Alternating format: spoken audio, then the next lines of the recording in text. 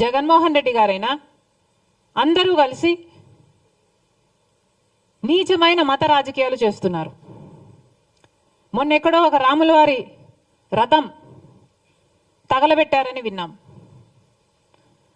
వీళ్ళు చేస్తున్న ఈ క్రియలకు, వీళ్ళు మాట్లాడుతున్న మాటలకు ఇవి ఎక్కడికి దారి తీస్తాయి అన్న స్పృహ లేకుండా, అన్న ఇంగితమన్నా లేకుండా రెస్పాన్సిబుల్ పొజిషన్స్లో ఉన్న వాళ్ళు మాట్లాడాల్సిన మాటలేనా ఇవి?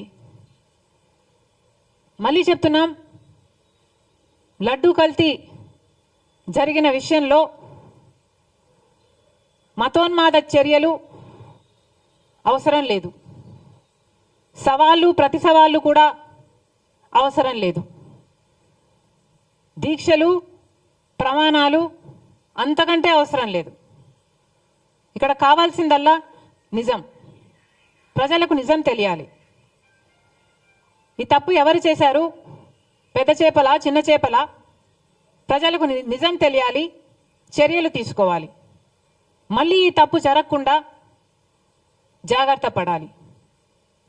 అది మానేసి ఇలా నీచమైన మత రాజకీయాలు చేయడం చాలా దుర్మార్గం. మేము దీనికి వ్యతిరేకం. కాంగ్రెస్ పార్టీ ఒక సెక్యులర్ పార్టీ. కాంగ్రెస్ పార్టీ రాజ్యాంగాన్ని గౌరవించే పార్టీ. కాంగ్రెస్ పార్టీ అన్ని మతాలని గౌరవిస్తుంది, అన్ని కులాలను గౌరవిస్తుంది, అన్ని భాషలను, అన్ని ప్రాంతాలను గౌరవించే పార్టీ కాంగ్రెస్ పార్టీ.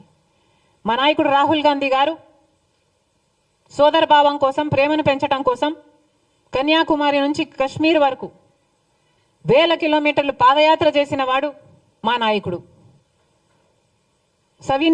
సవినయంగా హంబ్లీ వి సబ్మిట్ దిస్. కాబట్టి ఇంత నీచమైన రాజకీయాలు చేయడం మేము తట్టుకోలేకపోతున్నాం. కానీ ఎన్నిసార్లు అడిగినా అటు మోడీ గారు కానీ ఇటు చంద్రబాబు గారు కానీ సిబిఐ ఎంక్వైరీ వేయటం లేదు.